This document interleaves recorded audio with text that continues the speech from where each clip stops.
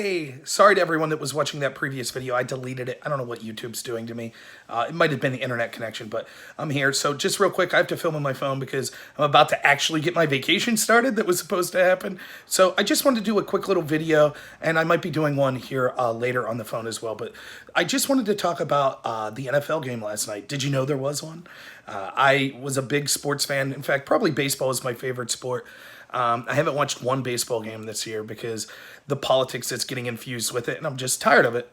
So I wanted to talk a little bit about what happened last night. So let me first say this, that understand that I think it's very strange, the system we have with sports and everything like that. What's going on here? Sorry. Is that better? Is that a better view? I think it's very strange. So we have a system where there are people that are welders, truck drivers, farmers, cooks, teachers, all of this stuff that barely get paid any amount of money. And all they want to do on the weekends is to celebrate, time with their family and things like that, and watch something to get their minds off of their difficult lives. And that's one of the things that sports came into. We could see that politics is infesting all other areas of our lives, the entertainment industry, academia, commercials, everything. Seems like politics is always hitting you in the face. So a good release that could bring people together in these divisive times was cheering for your favorite sports team. And that's what a lot of it was. So think about it. You work these jobs that make America great. Your money's worth less and less every year. And yet you're still willing to not only accept the fact that these entertainers that are athletes are making millions of dollars, money beyond your wildest imagination, to play a game that they love, that most of us play just for entertainment's sake. But on top of that, not only do you accept that, you actually embrace it. And yet that's not enough for LeBron James and these other athletes. They need to not only accept that money and accept how privileged they are, but then they also lecture you on your privilege and what a terrible person you are. And they need more. They need to pretend that there's somehow voices for social justice or something like that. They're not. So let me say something real quick before I get into the specific incident last night that maybe a lot of people won't like to hear on either side, but this is the truth of it. We talk a lot about how people are fed up with the kneeling and the disrespecting of the flag. Now, don't get me wrong. I am infuriated with the kneeling and the disrespecting of the flag. I think that the media and Kaepernick and others have tried to change what this was initially about. They've lied to us. Kaepernick told us that it was about the flag of a racist country. That was his initial statement. So when they later said, oh, it's not about disrespecting the country. Yes, it was. That's exactly what it was. And they've since changed to change the message, but that's what's going on. We can see how this critical race theory garbage is actually racist and it's causing problems in the real world. And so there's certainly a lot to be offended by and be upset about the specific message. However, I believe in free speech and they have the right to kneel if they want. That's fine. I have the right not to watch the program, which is my choice. However, here's the thing. That's not why most people are upset by this. And I know if you're a veteran or you're someone that's really offended by the kneeling for the flag, that you might disagree with me.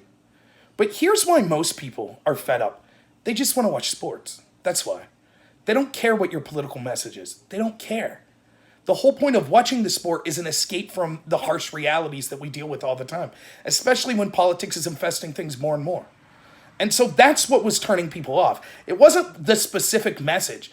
And now you might say as a counterpoint, oh, well, are they cool with then, the Blue Angels flying over and big celebrations of the national anthem? That was different.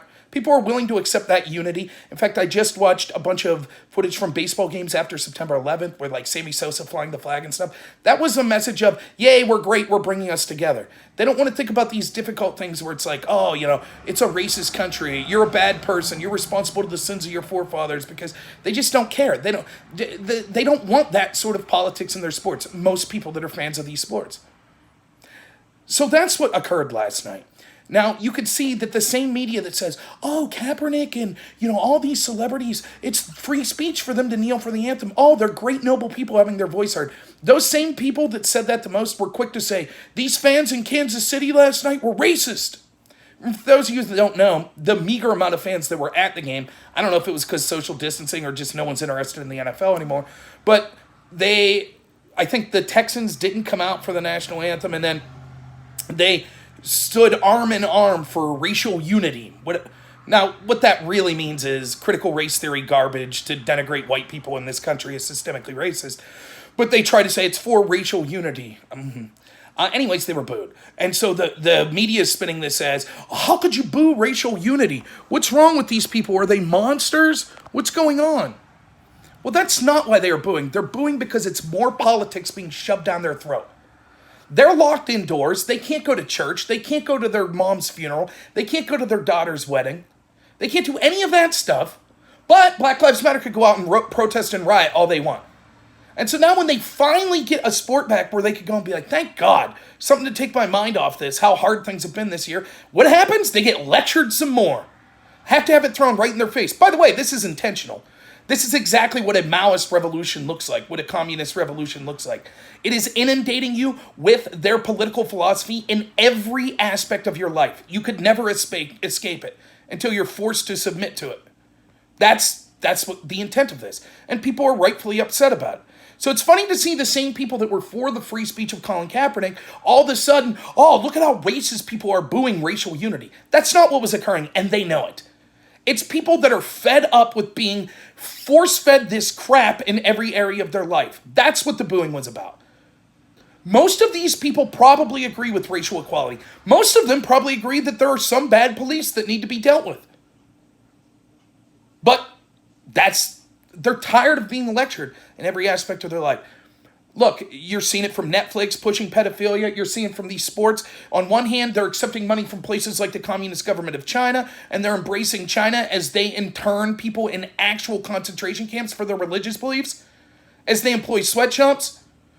These sports leagues will actively work in partnership with them, but then they'll denigrate the same country that allowed them to be rich and famous in the first place.